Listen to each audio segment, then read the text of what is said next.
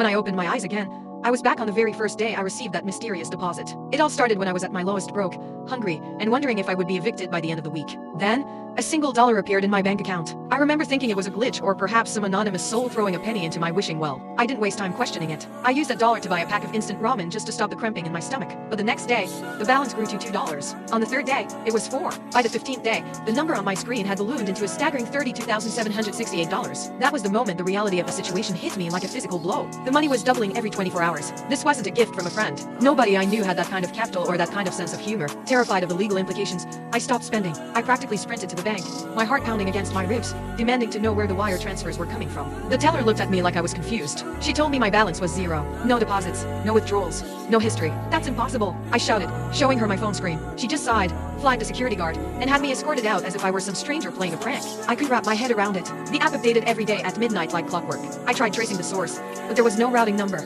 No, just avoid where the sender's name should be. That night, exactly at midnight, I was frantically scrolling through my contacts, trying to see if any old college friend had found success and decided to play benefactor. Suddenly, a cold, sharp pressure bloomed in my chest. My heart skipped a beat, then another, before stumbling into a rhythm that felt like the end. I collapsed onto my bed, the world fading to black before I could even call out. A single dollar. It was there again, staring at me from the screen of my cracked smartphone. The exact same starting point as my previous life. No sender info, no paper trail, just the money. In that first life, I was too desperate to be suspicious. I was unwell, out of work, and living in a damn basement apartment in South Philly. I didn't have the luxury of wondering who was playing with my bank account. I just needed to eat. I figured someone had just typed in the wrong account number. After all, what's a dollar? Then came the $2. I started to romanticize it. I thought maybe it was some eccentric philanthropist who knew I was struggling and wanted to help in a way that felt like a game. By the third day, it was $4. It kept growing. I felt a surge of profound gratitude. This miracle allowed me to finally pay off my medical bills and keep my treatment going. My health improved, but it was quickly replaced by a new, suffocating kind of anxiety. I had assumed the charity would cap out at a few thousand, but by the 14th day, when the balance crossed the $10,000 mark,